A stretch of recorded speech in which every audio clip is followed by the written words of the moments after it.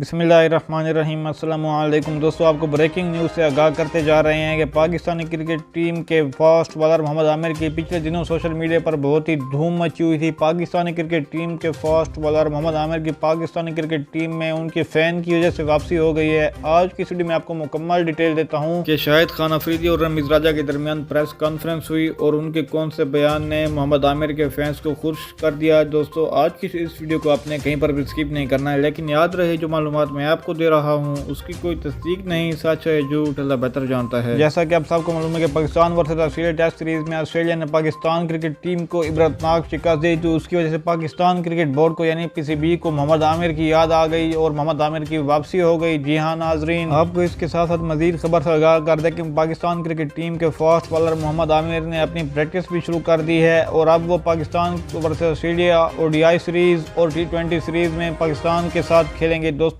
ये थी आज वीडियो, हमें दीजिए इजाजत, मिलेंगे नेक्स्ट वीडियो में, तब तक के लिए अल्लाह हाफिज़।